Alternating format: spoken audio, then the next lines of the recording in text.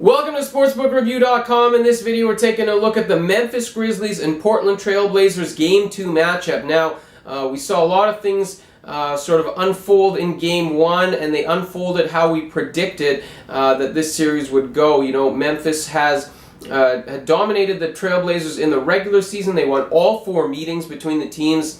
They had also won 9 of the 10 meetings going in the series, and now they've taken Game 1, so momentum is clearly on their side. In terms of injuries, the Grizzlies saw Conley in the lineup, they saw Tony Allen in the lineup. Neither guy really had to overexert themselves because they ran away with this contest. Conley only played 24 minutes, was effective, very effective, with 16 points in those 24 minutes. Tony Allen was just fine too, although he's a game-time decision. He was on the court there at the end when the Grizzlies were closing out the game, so he's fine. So the Grizzlies look like they're pretty good in terms of health-wise going forward. Portland did not get a Flalo in the lineup. They did have Batum in the lineup, but you know he's been playing with the torn tendon, didn't look particularly good.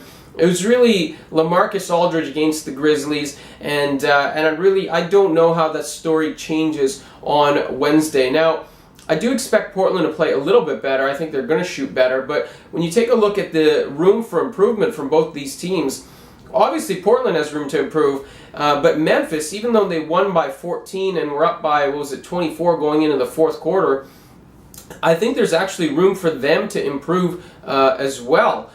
Jeff Green only had 11 points. Marc Gasol and Zach Randolph were not particularly efficient from the field. Something like, I forget what the number is, 13 of 45 along those lines. Did not shoot very well. Those are the top 2 guns in terms of efficiency. They still contributed points-wise. But those guys are definitely known for shooting higher percentages than what they put forth there. You take a look at who else. Tony Allen didn't do a whole lot. I mentioned Jeff Green. Really, there's room for improvement for this Grizzlies team. They only hit 3 balls. I know they don't do a lot of damage from 3, but they usually do a little bit more than that. So I think that there's room for improvement for this Memphis team. And you take a look at Portland. I don't know where the answers come from them.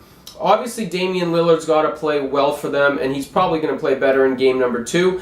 But it's still the Aldridge show, and everything kind of revolves around him. Wesley Matthews is out of the lineup. They've had a sub-500 record with him out. Flalo, we don't know what his status is going to be for Wednesday. Even if he plays, he's clearly not 100%.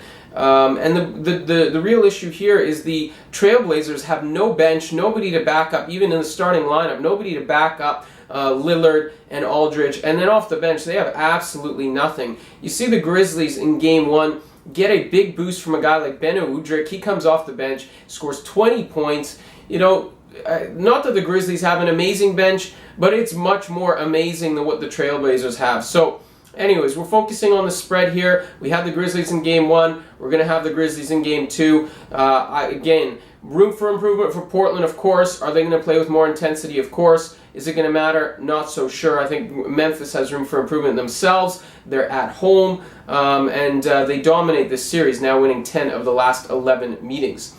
That's it for this pick right here on sportsbookreview.com. Make sure you check out all of our other videos and picks right here for you on the site. If you disagree with this pick, make sure you comment below, and we'll chat about it. Thanks for watching.